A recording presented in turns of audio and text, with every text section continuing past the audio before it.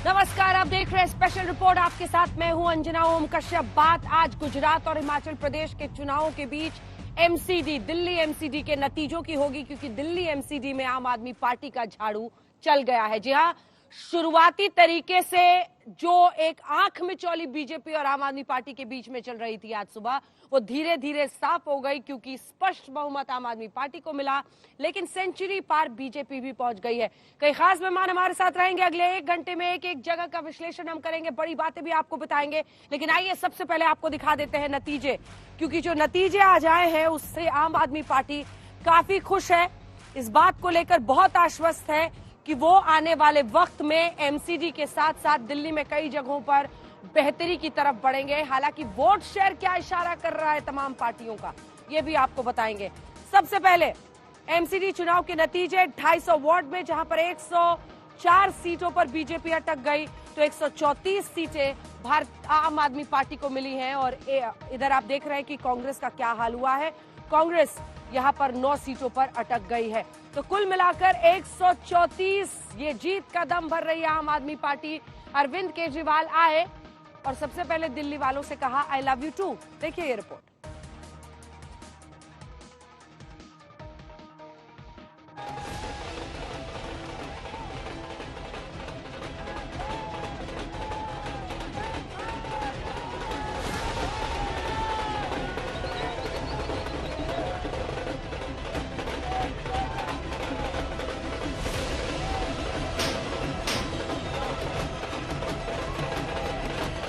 ये चुनावी जीत का जश्न है।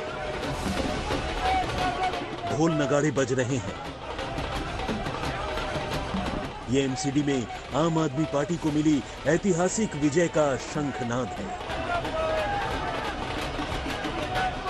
पार्टी के कार्यकर्ता देशभक्ति के तराने पर झूम रहे हैं। 15 सालों से एमसीडी में स्थापित भारतीय जनता पार्टी को आम आदमी पार्टी ने उखाड़ फेंका। भारत माता की, भारत माता की इंकलाब। अब दिल्ली में डबल इंजन की सरकार है और इस जीत के नायक हैं दिल्ली के मुख्यमंत्री अरविंद केजरीवाल। इतनी बड़ी जीत के लिए, इतनी शानदार जीत के लिए, इतने बड़े बदलाव के लिए, इतने बड़े परिवर्तन के लिए मैं दिल्ली के लोगों को बहुत बहुत बधाई देना चाहता हूं। मैं दिल्ली के लोगों का बहुत बहुत शुक्रिया अदा करना चाहता हूं कि उन्होंने अपने बेटे को, अपने भाई को इस लायक समझा। भारतीय जनता पार्टी की भारी भरकम चुनावी मशीनरी को केजरीवाल एंड टीम ने चारों खाने चित कर दिया।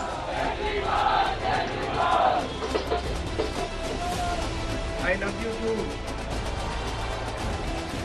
एमसीडी में झाड़ू चल गई और 15 साल बाद एमसीडी की सत्ता से बीजेपी आउट हो गई। 250 सीटों में आम आदमी पार्टी ने 134 सीटें जीती, जबकि बीजेपी सिर्फ 104 सीटों पर ही जीत सकी। अगर 2017 से 2022 की सीटों की तुलना करें तो आम आदमी पार्टी ने 48 सीट से 134 सीटों तक छलांग लगाई है। मतलब साफ है, दिल्ली में केजरीवाल का नाम जीत की गारंटी है। निकाय चुनाव में मिली जीत की संपूर्ण व्याख्या केजरीवाल ने यूं की। आज तक जितनी राजनीति करनी थी कर ली। अब अपने को सबको मिलके काम करना है, सबको मिलके दिल्ली ठीक करनी है। इसमें मैं बीजेपी का भी सहयोग चाहता हूं, इसमें मैं कांग्रेस का भी सहयोग चाहता हूं, मैं सबका सहयोग चाहता हूं। ऐतिहासिक जीत पर आम आदमी पार्टी ने यही नारा बुलंद किया, अच्छे होंगे 5 साल, एमसीडी में भी केजरीवाल। दिल्ली को साफ करना है, कूड़ा ठीक करना है कि नहीं करना है? इसमें सबकी ड्यूटी लगेगी। बच्चों की भी ड्यूटी लगेगी, महिलाओं की भी ड्यूटी लगेगी, बुजुर्गों की भी ड्यूटी लगेगी, युवाओं की भी ड्यूटी लगेगी। अकेले हमसे नहीं होगा। दिल्ली के 2 करोड़, अपना ये परिवार है ना, मैं बार बार बोलता हूँ, अपने दिल्ली के 2 करोड़ लोगों का परिवार है। 2 करोड़ लोग हम सारे मिलकर दिल्ली की सफाई करेंगे। ये दिल्ली में केजरीवाल के न्यू स्टाइल ऑफ पॉलिटिक्स का नतीजा है कि कांग्रेस और बीजेपी जैसी राष्ट्रीय पार्टी फ्लॉप साबित हुई। चुनाव छोटा जीता, लेकिन इस जीत से संदेश बड़ा निकला।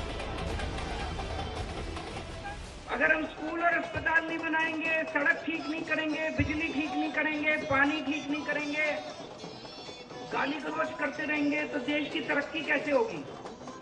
देश की तरक्की तो असल मुद्दों से होगी ना, जो आम आदमी पार्टी उठा रही है। आज दिल्ली में चौथा चुनाव जीते हम, स्कूल, अस्पताल, बिजली, पानी। केजरीवाल ने पॉजिटिव कैंपेन किया। चुनावी रैलियों से लेकर घर घर प्रचार तक केजरीवाल की लाइन एकदम क्लियर रही। लोगों ने हमें अस्पतालों की जिम्मेदारी दी, हमने रात दिन मेहनत करके अस्पताल ठीक किए, लोगों के इलाज का इंतजाम किया, अच्छे इलाज का इंतजाम किया। लोगों ने हमें बिजली की जिम्मेदारी दी, हमने बिजली ठीक की, बिजली मुफ्त की, 24 घंटे बिजली की। चुनावी समीकरणों को साध कर केजरीवाल ने अपने बूथ मैनेजमेंट पर फोकस किया। कथित शराब घोटाले से लेकर अपने मंत्री सत्येंद्र जैन के जेल कांड का तोड़ निकाला और वोटरों तक अपने मन की बात पहुंचाई।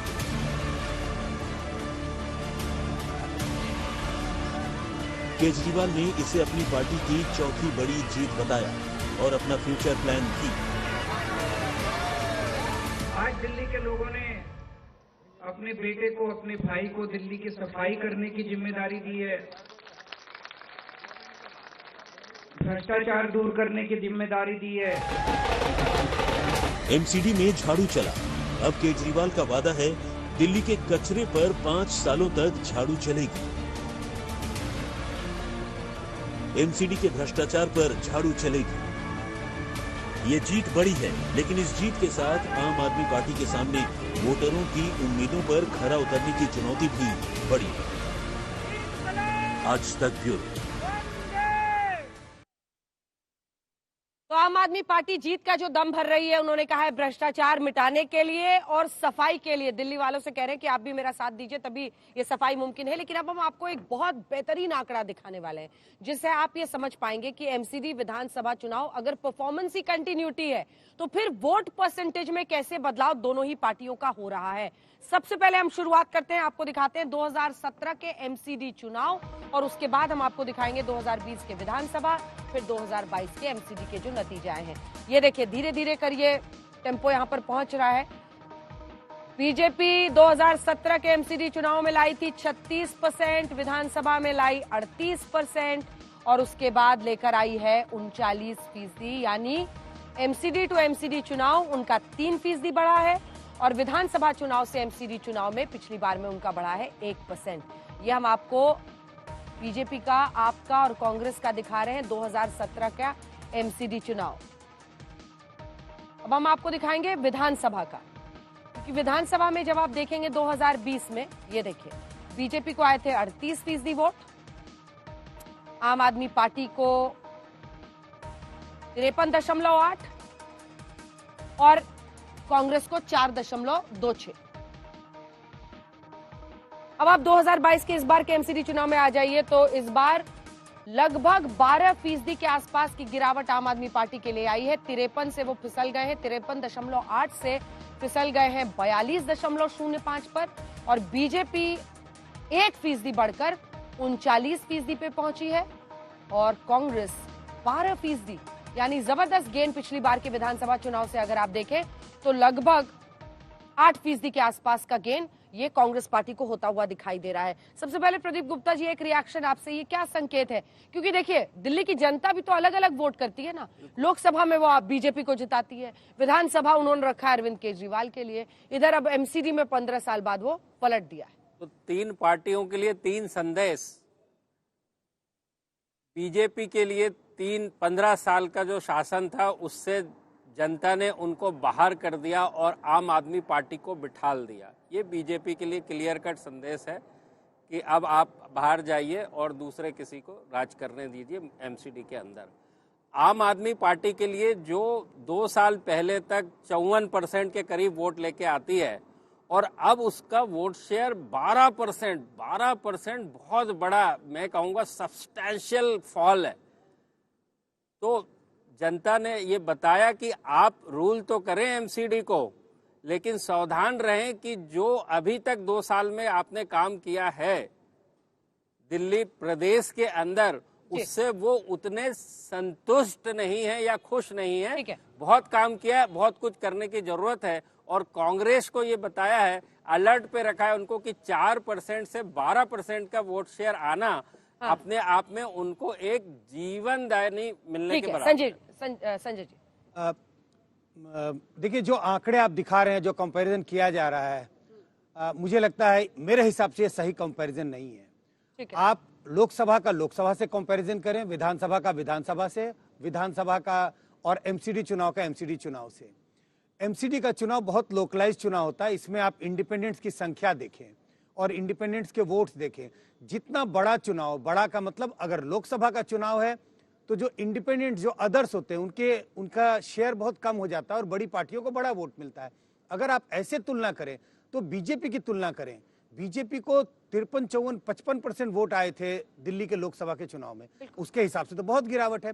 तो मुझे लगता है आंकड़े तो बिल्कुल, जो आपने आंकड़े पेश किए वो तो अपने आप में सच्चाई बयां करते हैं, लेकिन शायद कंपैरिजन सही नहीं है। नंबर्स तो नंबर्स हैं, लेकिन एमसीडी चुनाव में लेकिन ये कहना कि आम आदमी विधानसभा पार्टी, एमसीडी को ये कहना, ये निष्कर्ष निकालना कि आम आदमी पार्टी का जनाधार खिसक गया है, मुझे लगता है ये थोड़ा मेरे हिसाब से सही नहीं है। ठीक है, चलिए, लेकिन आपको दिखाते हैं अपनी इस रिपोर्ट के जरिए अब, क्योंकि कई लोगों का यह मानना है कि अरविंद केजरीवाल जिस रणनीति के साथ दिल्ली में आगे बढ़ रहे हैं, उन्हें कदम दर कदम अब विधानसभा के बाहर एमसीडी में भी उसमें सफलता मिली है। आखिर कौन सा उनका दाव बीजेपी पर भारी पड़ा? कौन सी ऐसी रणनीति थी जिसकी वजह से उन्होंने ये जीत एमसीडी में हासिल की है? 15 साल से काबिज बीजेपी को बेदखल कर दिया सत्ता से। देखिए इस रिपोर्ट में।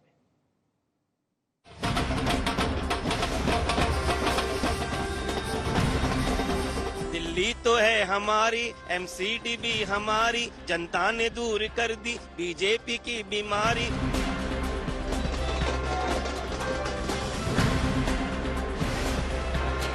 अरविंद केजरीवाल के चुनाव प्लान ने 15 सालों से एमसीडी में कायम बीजेपी के राज को खत्म कर दिया। लेकिन सवाल ये है कि आम आदमी पार्टी ने ऐसा कैसे कर दिखाया? मतलब क्या मुफ्त बिजली पानी बना जीत का फैक्टर? क्या केजरीवाल के दिल्ली मॉडल से जीती आप? क्या कांग्रेस के वोट शिफ्टिंग से जीते केजरीवाल? क्या केजरीवाल की इमेज बना विनिंग फैक्टर? दिल्ली एमसीडी के रिजल्ट को समझने के लिए आपको केजरीवाल को लेकर पब्लिक परसेप्शन, केजरीवाल सरकार के गवर्नेंस मॉडल और सर्विस डिलीवरी को जानना होगा। अरविंद केजरीवाल की इमेज कॉमन मैन की है। एक अफसर से मुख्यमंत्री तक का सफर तय किया, वोटरों के बीच खुद को दिल्ली का बेटा बताते हैं, यानी दिल्ली से अपना पारिवारिक रिश्ता जोड़ा। अब की बार केजरीवाल ने दिल्ली की जनता के सामने अपनी एक मांग रखी थी। मांग ये कि दिल्ली में केजरीवाल की सरकार, अब दिल्ली में केजरीवाल के पार्षद भी केजरीवाल के इसी फॉर्मूले ने जनता से उनको सीधे कनेक्ट कर दिया।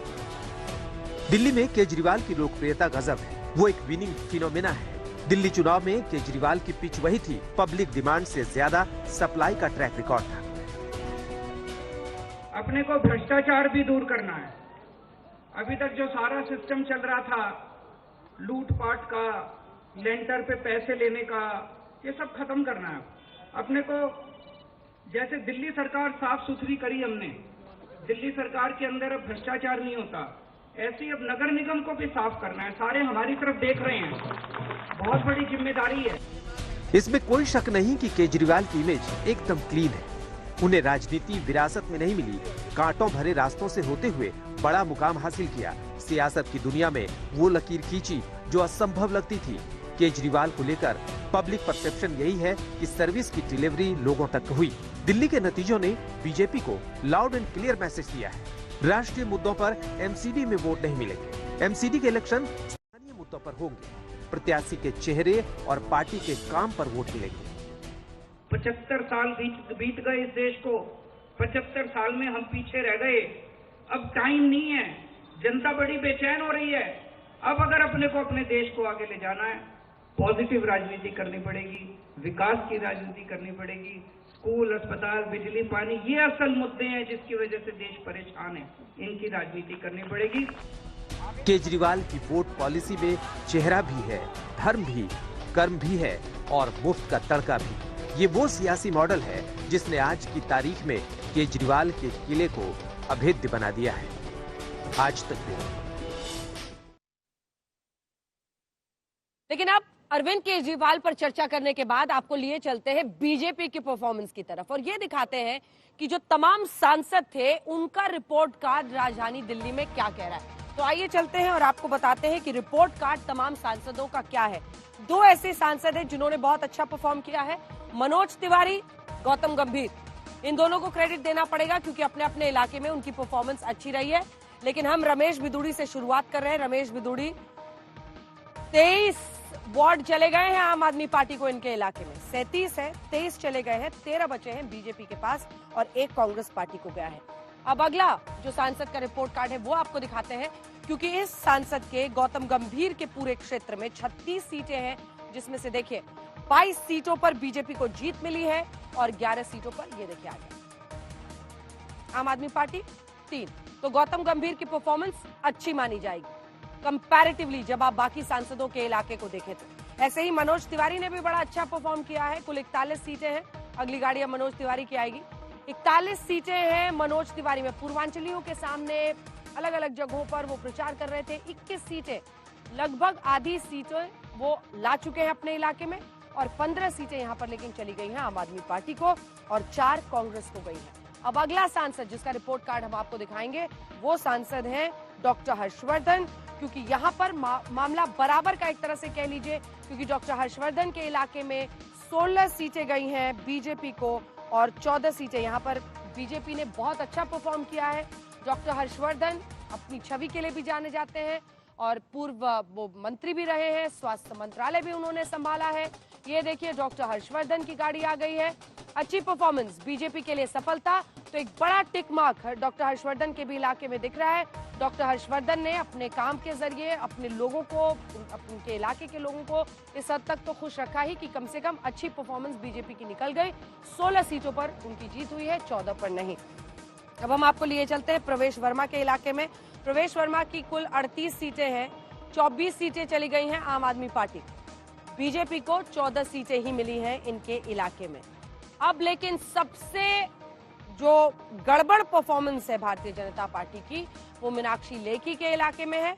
अब लाइए मीनाक्षी लेखी की गाड़ी। मीनाक्षी लेखी के इलाके में 25 सीटें हैं, उनमें से 20 आम आदमी पार्टी को चली गई हैं और सिर्फ 5 भारतीय जनता पार्टी को। आखिरी सांसद जो कि नॉर्थ वेस्ट दिल्ली से आते हैं, हंसराज हंस। अब उनकी गाड़ी ले आइए।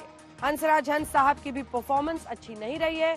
बीजेपी की 14 सीटें आई हैं और आम आदमी पार्टी की 26 सीटें यहां पर आ गई हैं हंसराज हंस के इलाके में। तो तमाम जो सांसद थे उनका रिपोर्ट कार्ड हमने आपको दिखा दिया है। अब आइए आपको सुनाते हैं ये खास बातचीत मनोज तिवारी से।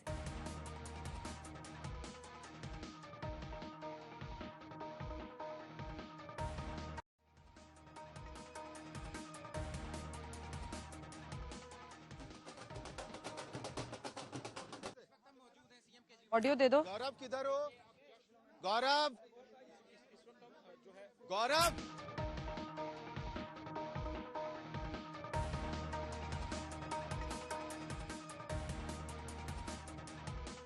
पर चर्चा कर लेते हैं। जो रिपोर्ट कार्ड रहा है उसमें आप देख रहे हैं मनोज तिवारी, गौतम गंभीर, डॉक्टर हर्षवर्धन, 3 इलाके ऐसे हैं जहां पर अच्छी परफॉर्मेंस रही है। ये रिपोर्ट कार्ड संजय जी आपके हिसाब से जरूरी है ये मापने के लिए कि जो सांसद हैं उनके इलाके में जनता क्या सोच रही है? एक कम से कम झांकने का मौका मिलता है। देखिए, पार्टी के नजरिए से देखें तो पार्टी इसका आकलन इस तरह से करेगी कि हमारे एमपी ने कितना काम किया उस इलाके में। लेकिन मुझे लगता है सिर्फ वही पैमाना नहीं है। पैमाना यह है कि वो जो इलाका है वहां का सोशल कंपोजिशन, वोटर का सोशल कंपोजिशन कैसा है, क्योंकि हमें मालूम है सोशल बेसिस के आधार पर किस तरह से जनता वोट करती है। जो अगर ऐसा इलाका है जहां गरीब और लोअर तबके के लोग ज्यादा रहते हैं, उसमें आम आदमी पार्टी का जनाधार ज्यादा है। तो अगर ऐसी कोई कंस्टिट्यूएंसी है, ऐसा कोई इलाका है, अगर हम आउटर दिल्ली की बात करें तो ऐसे इलाके हैं जहां पर आपको मध्यम वर्गीय या उच्च मध्यम वर्गीय के वोटर कम रहते हैं, उन इलाकों में आम आदमी पार्टी का प्रदर्शन ज्यादा अच्छा हो सकता है। तो ये पार्टी के लिए तो पैमाना है, लेकिन एक एनालिस्ट के तौर पे मैं इसे बहुत सीरियसली नहीं लेता।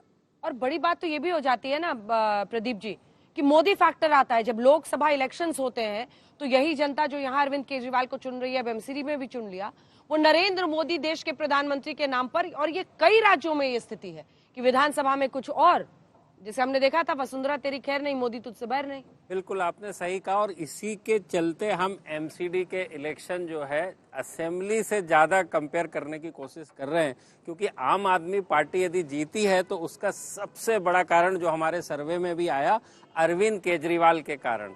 तो जब आप पाएंगे कि जैसे संजय जी ने कहा, सोशल बेस, सोशल समीकरण जो यहाँ इक्वेशन जो है वो इन तीनों लोकसभा में, जो कि चांदनी चौक, नॉर्थ ईस्ट दिल्ली और ईस्ट दिल्ली, जहां पे कि बीजेपी ने अच्छा किया है, आपको देखना पड़ेगा बीजेपी ने अच्छा इसीलिए किया है कि यहाँ पे कांग्रेस का प्रदर्शन अच्छा हुआ है। और कांग्रेस का प्रदर्शन क्यों अच्छा हुआ है? क्योंकि ये केवल 3 लोकसभा की सीटें हैं जहां पे कि माइनॉरिटी जो है, मुस्लिम समुदाय जो है वो 15% के आसपास है, बाकी चारों सीटों के ऊपर 5% के आसपास है। तो जो सबसे बड़ा कारण है जो हमारे आंकड़ों में नजर आ रहा है वो कांग्रेस का अच्छा प्रदर्शन है, और इस समुदाय का बड़ा वोट कांग्रेस को जाना आम आदमी से सरक के बीजेपी को आगे लेके आने के बराबर है। बिल्कुल। अब देखिए, हम आपको एक और जो बड़ी बात है आज के इस रिजल्ट में, वो ये है कि जिन नेताओं पर, जिन मंत्रियों पर आम आदमी पार्टी में आरोप लगा है, उनके क्षेत्र में एमसीडी में जनता ने उन्हें नकार दिया है। पटपड़गंज, मनीष सिसोदिया का इलाका, वैसे ही आप देख लीजिए, चाहे वो सत्येंद्र जैन हो, कैलाश गहलोत हो, ऐसे तमाम इलाके हैं। आइए आपको दिखा देते हैं अपनी ये रिपोर्ट कि क्या इन वजहों से भी जो आंधी की बात 230 का दम भर रहे थे अरविंद केजरीवाल, वो हो ना सका।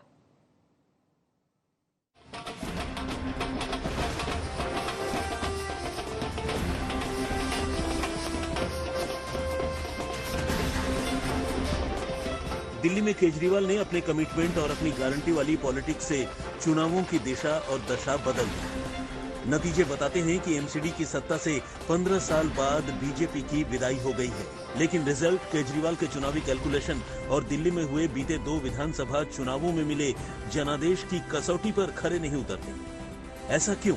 आप एमसीडी चुनावों पर केजरीवाल की भविष्यवाणी से समझ सकते हैं। इस बार बीजेपी की 20 से कम सीट आएंगी।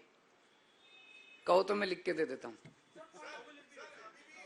देख लेना 7 तारीख को नतीजे आएंगे। ये डरे हुए हैं आम आदमी पार्टी से बहुत ज्यादा। आज पूरे देश में भारतीय जनता पार्टी डरती है तो केवल आम आदमी पार्टी से डरती है। चुनावी नतीजों से पहले केजरीवाल ने दावा यही किया था कि जैसे दिल्ली के विधानसभा चुनाव और फिर पंजाब में क्लीन स्वीप किया था, ठीक वैसे ही एमसीडी चुनाव में बीजेपी को 20 सीट पर रोक देंगे और आम आदमी पार्टी के खाते में 200 से ज्यादा सीटें आएंगी।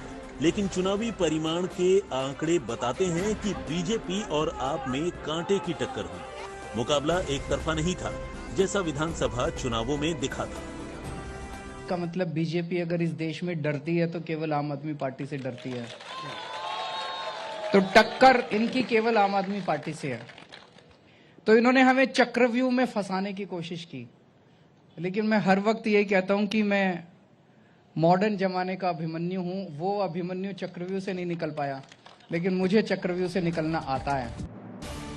मतलब ये कि जिस तरह दिल्ली में केजरीवाल के चेहरे पर आम आदमी पार्टी ने 2015 और 2020 के विधानसभा चुनावों में कमाल किया, ठीक वैसा कमाल केजरीवाल के चेहरे पर निकाय चुनाव में नहीं हुआ। झाड़ू चली, लेकिन एक तरफा जादू नहीं चला। ये तब है जब दिल्ली में केजरीवाल की सरकार है। चुनाव में केजरीवाल का चेहरा था, जबकि बीजेपी और कांग्रेस के पास दिल्ली में केजरीवाल को चुनौती देता कोई चेहरा नहीं था। आम आदमी पार्टी इसे ऐतिहासिक जीत बता रही है। भाजपा के लोगों के मन में एक ही दर्द रहता था, कहते थे हमेशा कांग्रेस को हराया, कांग्रेस को हराया, कांग्रेस को हराया। उस दर्द की दवा दिल्ली के मुख्यमंत्री अरविंद केजरीवाल ने कर दी। 15 साल से जहां पर बीजेपी का राज था, उस किले को ध्वस्त करने का काम अरविंद केजरीवाल और आम आदमी पार्टी ने किया। दिल्ली की चुनावी हिस्ट्री बताती है कि यहाँ केजरीवाल का बोलबाला है। 2 विधानसभा के चुनावों में आपका जलवा दिखा, लेकिन एमसीडी में जैसी उम्मीद थी वैसी अप्रत्याशित जीत नहीं मिली। भले ही आम आदमी पार्टी जीत गई, बीजेपी की सीट घट गई, लेकिन बीजेपी का वोट शेयर बढ़ गया। यानी इस हार में भी बीजेपी को जीत नजर आ रही है। आम आदमी पार्टी को मुंह की खानी पड़ी है। इसका मतलब कि आम आदमी पार्टी के भ्रष्टाचार के खिलाफ ये वोट किया गया है और आज आम आदमी पार्टी को इंट्रोस्पेक्ट करना चाहिए कि भ्रष्टाचारी मंत्रियों को वो कब तक बचाएंगे। अरविंद केजरीवाल को बताना चाहिए कि क्या अब वो सत्येंद्र जैन के खिलाफ कार्रवाई करेंगे, क्या अब वो मनीष सिसोदिया के खिलाफ कार्रवाई करेंगे, या अब भी निर्लजता से भ्रष्टाचारियों को बचाएंगे।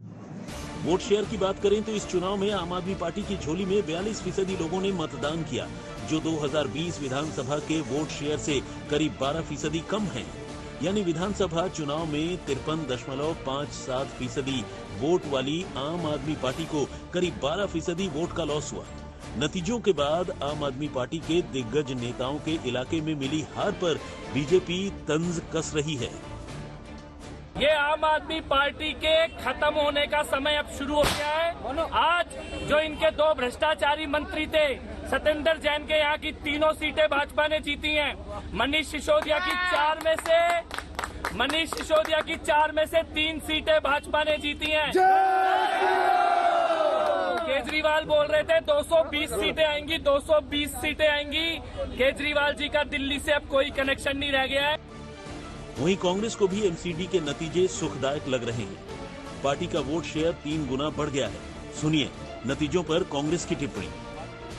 पूरे दिल्ली में ये मैसेज तो है कि चुनाव जीत लेना अलग बात है, लेकिन कांग्रेस का एक वोटर है जो उसकी तरफ लौट रहा है। हमें थोड़ा और मेहनत की जरूरत है, हम मेहनत करेंगे और आने वाले लोकसभा चुनाव के लिए हम नए सिरे से तैयारियां करेंगे। को पूरी एमसीडी को बर्बाद कर चुकी थी, उसको हमने एक्सपोज किया और लोगों ने मन बना लिया था। लेकिन भाजपा जिस साजिश के तहत अपनी इस हार को जीत में बदलना चाहती थी, वो नहीं हो पाया।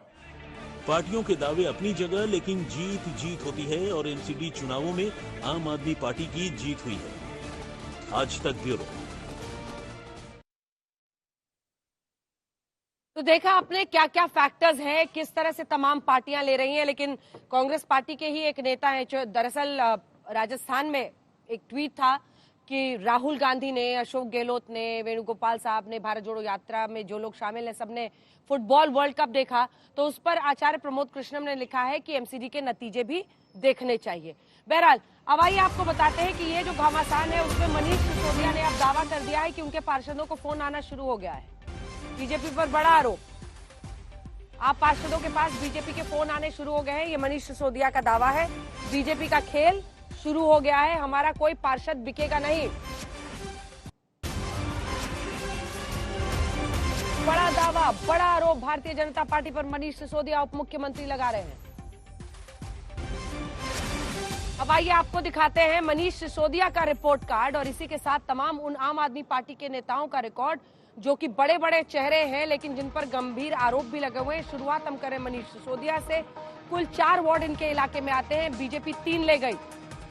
ये देखिए मनीष सिसोदिया का रिकॉर्ड है। ये 4 कुल वार्ड है इनके इलाके में, 3 बीजेपी ले गई, 1 आम आदमी पार्टी के हाथ लगा। अगला दिखाइए, इन पर शराब घोटाले का आरोप है। इधर सत्येंद्र जैन पर जो हवाला में पैसे इधर से उधर करने का आरोप है शेल कंपनीज के जरिए, वो देखिए। 3 वार्ड है इनके क्षेत्र में, तीनों बीजेपी ले गई, लेकिन हवाला का मामला तो अलग। एक के बाद एक जो तिहाड़ जेल से वीडियो आने लगे, कभी मसाज के, कभी दरबारे तिहाड़ लगाने के, उन सब का कहीं खामियाजा तो नहीं। शकूर बस्ती का ये पूरा इलाका उनका, जहां पर तीनों वार्ड बीजेपी ले गई। अब आपको कैलाश गहलोत पर दिखाते हैं क्योंकि यहाँ पर बस घोटाले में इनका नाम है। 3 वार्ड, तीनों के तीनों बीजेपी ले गई। नजफगढ़। अगला गोपाल राय, बाबरपुर इलाका है, कुल 4 वार्ड यहाँ पर है, 2 बीजेपी ले गई। ये देखिए गोपाल राय अब आएंगे। 2 बीजेपी ले गई इनके इलाके में, 1 आम आदमी पार्टी के हाथ लगा और 1 कांग्रेस के। ये कन्वीनर है आम आदमी पार्टी के बाबरपुर इलाके का, ये रिपोर्ट कार्ड है। इमरान हुसैन, पल्ली मारान, यहां पर 3 वार्ड है, 1 बीजेपी के हाथ और 2 आम आदमी पार्टी के हाथ। ये इमरान हुसैन का बल्ली मारान का रिपोर्ट कार्ड देख लीजिए। अब अब हम आपको दिखाते हैं सौरभ भारद्वाज का ग्रेटर कैलाश का इलाका। यहाँ पर 3 वार्ड है कुल इनके इलाके में, और 3 वार्ड में 1 बीजेपी, 2 पर आम आदमी पार्टी।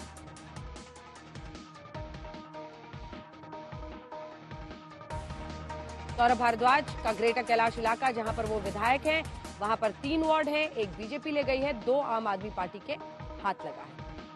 अब अमानतुल्लाह खान का दिखाते हैं आपको ओखला इलाका। अमानतुल्लाह पर वक्फ बोर्ड घोटाले का आरोप है। कुल वार्ड 5, बीजेपी 2, आम आदमी पार्टी 1 और कांग्रेस के हाथ 2। तो बीजेपी और कांग्रेस ने तो 2-2 निकाल लिया, लेकिन इस ओखला इलाके में एक ही हाथ लगा है आम आदमी पार्टी का। तो ये हमने आपको आम आदमी पार्टी के विधायकों का, मंत्रियों का, जिन पर गंभीर आरोप लगे हैं, उनका भी रिपोर्ट कार्ड दिखा दिया है।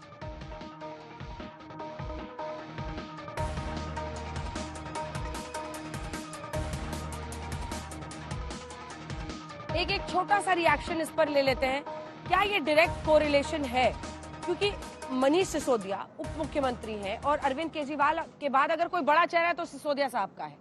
शराब घोटाले के आरोप क्या चिपक गए उन पर, जिसकी वजह से उनके तमाम वार्ड्स में, उनके इलाके में, पटपरगंज में हाथ धोना पड़ा?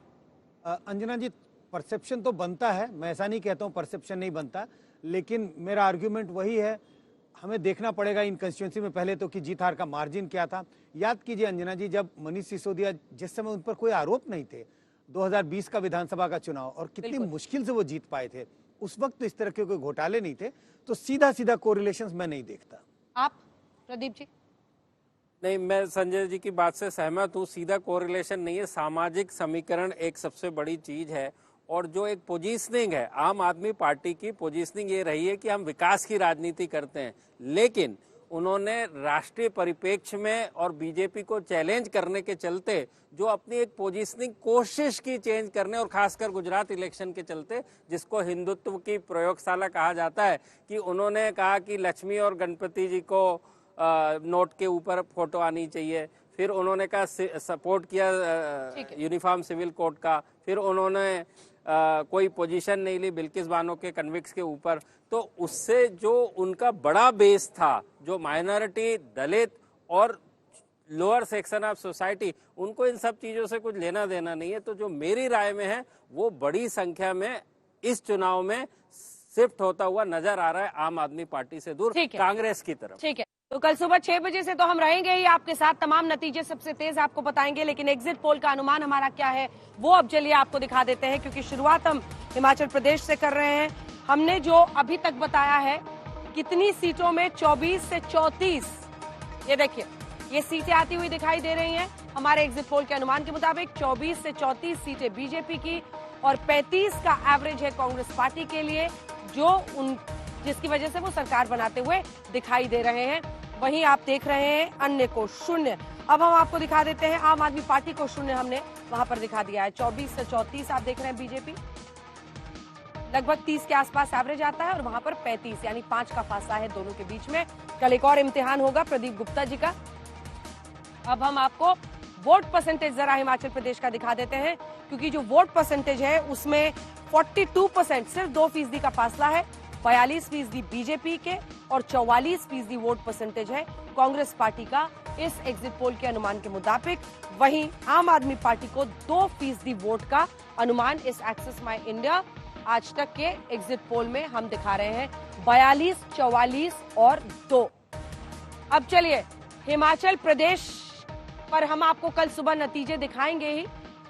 गुजरात में जो एग्जिट पोल का अनुमान है वो भी आपको दिखा देंगे कुछ देर में, लेकिन कुल मिलाकर तस्वीर देखिए तो हर कोई, और आपने सुना ही जो मुख्यमंत्री हैं हिमाचल प्रदेश के, वो अभी भी दम भर रहे हैं कि वही जीतेंगे।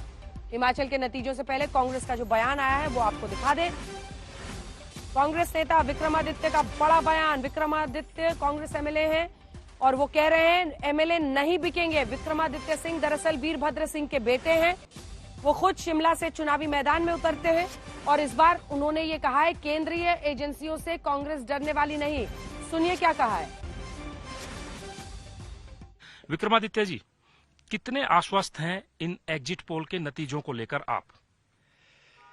हम एग्जिट पोल से भी बिल्कुल संतुष्ट है और एग्जिट पोल के पहले भी, क्योंकि हमने खुद प्रदेश के अलग अलग कोनों का दौरा किया है, लोगों से सीधा संपर्क बनाया है और जो रुझान आज एग्जिट पोल के माध्यम से देखने को मिल रहे हैं वो हमको लगातार पिछले 5 साल से दिख रहे हैं।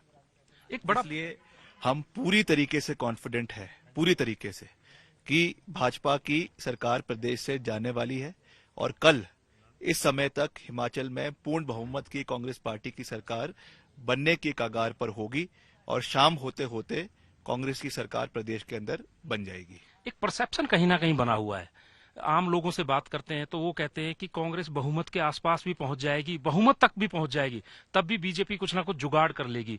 कोई प्लान भी कह रहा है, कोई कहता है कि बीजेपी कभी हारती ही नहीं है, चाहे भले ही कांग्रेस जीत जाए। ये भाजपा के मुस्टंडे हैं जो इस तरीके की बात करते हैं, मगर उनको ये नहीं पता कि यह हिमाचल है और हिमाचल देवभूमि है। हिमाचल के ना लोग बिकेंगे, हिमाचल के ना विधायक बिकेंगे, हिमाचल के ना नेता बिकेंगे, ये कोई और राज्य नहीं है। इसलिए हिमाचल में हिमाचल के लोगों ने मन बना लिया है कि सत्ता परिवर्तन होना है। देवी देवताओं के आशीर्वाद के साथ कांग्रेस पार्टी की सरकार बन रही है और पूर्ण बहुमत की सरकार बन रही है। ये चाहे ईडी लगाए, चाहे सीबीआई लगाए, चाहे इनकम टैक्स लगाए, चाहे कोई भी एजेंसी लगा दे, मगर प्रदेश में 5 साल पूर्ण बहुमत की कांग्रेस पार्टी की सरकार जो है वो चलेगी। अब इधर मनीष सिसोदिया कह रहे हैं, वहां पर विक्रमादित्य सिंह कह रहे हैं। संजय जी, क्या है ये, वाकई डर है या फिर पिछले सालों का अनुभव है या फिर माहौल बनाया जा रहा है? देखिए, कोई एविडेंस तो है नहीं हमारे पास और मुझे लगता है उनसे भी अगर कहें तो कोई एविडेंस नहीं दे सकते, कोई प्रमाण नहीं दे सकते। कुछ माहौल बनाया जा रहा है और एक तरह से संदेश दिया जा रहा है जनता को। अगर आम आदमी पार्टी और बीजेपी की बात करें तो मुझे तो लगता है ये दोनों पार्टियां एक दूसरे पर आरोप प्रत्यारोप किए बिना कभी रह ही नहीं सकते। आए दिन, आज तो चुनाव का, आज तो वोटों की गिनती हुई है, आज ये आरोप लगाए जा रहे हैं, कल इसका एक तरह से रिबटल आ जाएगा बीजेपी का। तो मुझे लगता है एक आरोप एक आदत सी बन गई है और जनता शायद इसे बहुत सीरियसली लेती नहीं है। ये बड़ी बात वो कह रहे हैं कि ये आरोप जनता सीरियसली नहीं लेती है। मतलब ये अब आज ही मतलब फोन आने हो गए, ये माहौल बनाया जा रहा है। क्या लग रहा है सर आपको? प्रदीप जी। माहौल तो नहीं, लेकिन हाँ, जैसे पिछले कुछ दिनों में इस तरह से कांग्रेस के बल्क में एमएलए टूटे, जैसे गोवा के अंदर चुनाव के केवल 3 महीने बाद कांग्रेस के 8 एमएलए, 12 में से 8 एमएलए निकल के बीजेपी ज्वाइन कर लेते हैं, तो ये तो, और सबको शपथ दिलाई गई थी चुनाव लड़ने के पहले कांग्रेस पार्टी के द्वारा कि आप इस तरह के उसमें नहीं जाओगे। रिजॉर्ट का भी इंतजाम हो रहा है कि हिमाचल के विधायकों को ले जाना है। तो कांग्रेस का इसको लेके सतर्क होना स्वाभाविक है। चलिए ठीक है, अब गुजरात पर आ जाते हैं जल्दी से, क्योंकि गुजरात में कम से कम जो एग्जिट पोल है प्रदीप गुप्ता जी का, वो एक तरफा अनुमान के मुताबिक है। कांग्रेस हो, आम आदमी पार्टी हो, बहुत उम्मीदें उनके लिए नहीं दिख रही हैं, लेकिन बीजेपी इतिहास रचने की कगार पर अगर यही एग्जिट पोल के अनुमान नतीजों में तब्दील होते हैं, क्योंकि 151 के आसपास अपर एज दे रहे हैं, 129 और 151 के बीच में, यानी आप समझ लीजिए लगभग 140 सीटें भारतीय जनता पार्टी को इस एक्सिस माई इंडिया के एग्जिट पोल में है। वहीं पर कांग्रेस पार्टी 16 से 30 के बीच में सिमटती हुई दिखाई दे रही है, यानी लगभग 22 से 24 का एवरेज है। और वहीं पर आम आदमी पार्टी का भी ऐसा ही हाल दिखाई दे रहा है। ये देखिए, वोट परसेंटेज 46, 26 कांग्रेस को, 20 आम आदमी पार्टी को, जो उनके लिए उत्साहजनक है। वहीं अन्य को 8% वोट जाता हुआ दिखाई दे रहा है। तो ये चारों पार्टियों के हमने आपको दिखा दिए हैं। कल एग्जाम के लिए तैयार है ना प्रदीप जी? देखिए, मैं तो बिल्कुल तैयार हूँ। रेंज तो दी जाती है, आप सुबह से शाम तक देखते हैं कि कभी इधर कभी उधर, और इसी के चलते रेंज दी जाती है। लेकिन जहां तक गुजरात की बात है, तो मुझे जो लग रहा है कि मेरी जो हायर रेंज है गुजरात में बीजेपी के लिए सीट की 151, शायद उसके आगे निकल जाए। कांग्रेस की भी मुझे लग रहा है उससे शायद 30 सीटों से आगे आ जाए। और आम आदमी पार्टी का जो मुझे लग रहा है, जो मेरी लोअर रेंज है सिंगल डिजिट वाली, वो वहां पर आने की उम्मीद है। 9 कह रहे हैं अब आपके लिए, 151 के आसपास आप कह रहे हैं बीजेपी के लिए। आप इससे सहमत हैं? आपने सर कल से मुझे कहा था कि 6 से 8, आप डबल डिजिट नहीं देख रहे हैं। नहीं अंजना जी, कल की बात नहीं है, मैं तो पिछले 6 महीने से ये कह रहा हूं, जब से आम आदमी पार्टी ने गुजरात में दमखम लगा करके चुनाव लड़ने की घोषणा की, कि BJP is heading for the biggest victory. मैं ये सेंटेंस पता नहीं 50-100 बार कह चुका हूं पिछले 3-4 महीने में, और शायद वही होने वाला है कल। और ये क्या कहता है बिगेस्ट विक्ट्री का मतलब क्या? फिर तो आप इतिहास रच रहे हैं, आप 7वीं बार, आप वाम दलों का रिकॉर्ड आप न सिर्फ छू रहे हैं बल्कि आप सोचिए कि सर अंजना जी, मैं 99 पे थे पिछली बार। मैं उसमें एक फुटनोट लगाता रहा हूं। बिगेस्ट विक्ट्री का ये मतलब नहीं है कि उनके कामकाज से जनता इतनी खुश है कि इतना बड़ा मैंडेट दे रही है। मैंडेट मिल रहा है, बीजेपी सरकार चुनाव जीत रही है, लेकिन इतने बड़े मैंडेट के पीछे ये जो वोटों का बंटवारा हो रहा है आम आदमी पार्टी और कांग्रेस के बीच में, उसकी वजह से आप देखिए लगभग वोट उतने ही आ रहे हैं। 48-49% वोट आएंगे। पिछली बार 48% वोट में 99 सीटें, इस बार 48% वोट में वो तकरीबन 140-150 का आंकड़ा छू रहे हैं। ब्रांड मोदी कितना बड़ा फैक्टर आपकी नजर में? बिल्कुल, ब्रांड मोदी के ही उनको इतनी बड़ी जीत दिला रही है। मैं शुरू से इस बात को कह रहा था कि ये चुनाव गुजराती अस्मिता का चुनाव था, गुजराती प्राइड का चुनाव था, और जिसको प्रधानमंत्री मोदी रिप्रेजेंट करते हैं। दिल्ली का चुनाव केजरीवाल के चेहरे पे लड़ा गया, और गुजरात का चुनाव प्रधानमंत्री मोदी के चेहरे पे लड़ा गया है। आपका इस पर क्या कहना है? मोदी फैक्टर बड़ा या वोट डिवाइड कर दिया आम आदमी पार्टी ने? जहां जहां पर देखिए तीसरी पार्टी मजबूत होती है कांग्रेस का, वहां पर, और एक बार कांग्रेस का सफाया जहां से हो जाए बहुत मुश्किल होता है वापसी। क्या आम आदमी पार्टी ने वोट काटे नॉन बीजेपी? नहीं, बिल्कुल ये ठीक है कि पिछली बार 49% वोट शेयर था बीजेपी का, जो अब हमारे सर्वे में 46 है, तो एंटी इनकम्बेंसी तो जरूर है। लेकिन उसके बाद कहानी ये है कि लोग बीजेपी का तो अल्टरनेट चाहते हैं, लेकिन मोदी का नहीं चाहते। जब हमने सर्वे किया कि क्यों, तो वो केवल और केवल मोदी के नाम पे बीजेपी को इस बार वोट दे रहे हैं। उन्होंने ये बिल्कुल कहा कि परफॉर्मेंस जो है राज्य सरकार का उम्मीद के मुताबिक कतई नहीं है, लेकिन हम मोदी को नहीं बदल सकते, उनको नाराज नहीं। 24 के पहले बहुत बड़ा पुश नहीं होगा संजय जी? क्योंकि प्रधानमंत्री ने अगर इतनी ताकत झोंकी है, 4-4 रैलियां वो एक दिन में कर रहे थे, तो 24 के पहले गुजरात की मुहर बहुत बड़ी बन जाती है अगर ऐसी प्रचंड जीत। क्योंकि लगातार उनका 2002 से आप देखें तो नीचे की तरफ हाईएस्ट उनका 2002 में 127 सीटें थी, उसके बाद से लगातार गिरावट ही आ रही है। अगर ऐसा स्टीप राइज होता है तो ये एक्चुअली वी बन जाएगा। बिल्कुल अंजना जी, मुझे लगता है बीजेपी ने इतनी ताकत इसी के लिए झोंकी, और खासकर प्रधानमंत्री ने इतना जोर इसी के लिए लगाया क्योंकि उन्हें सिर्फ चुनाव जीतना नहीं था, एक बड़ी लकीर खींचनी थी। और अगर इस तरह की बड़ी जीत होती है जिसकी संभावना पूरी है, 140, 150, 155 सीटें बीजेपी जीत सकती है, और ऐसी बड़ी जीत होगी तो आप कहते हैं बिल्कुल साइक कर देना ऑपोजिशन को कि भाई इतनी बड़ी जीत। तो 2024 के लिए अब बीजेपी के जो कार्यकर्ता हैं, पार्टी वर्कर्स हैं, उनका मोरल बूस्ट होगा, और विपक्ष की तो पूछनी नहीं है। विपक्ष के लिए बहुत ही डिमोरलाइजिंग इफेक्ट होने वाला है इतनी बड़ी बीजेपी की जीत से। बहरहाल सोचना विपक्ष को ही है कि 24 के पहले उनकी रणनीति किधर जाती है, लेकिन गुजरात में कल क्या होता है हिमाचल प्रदेश में सुबह 6 बजे से बने रहिएगा आज तक पर हमारे साथ। देखते रहिए आज तक।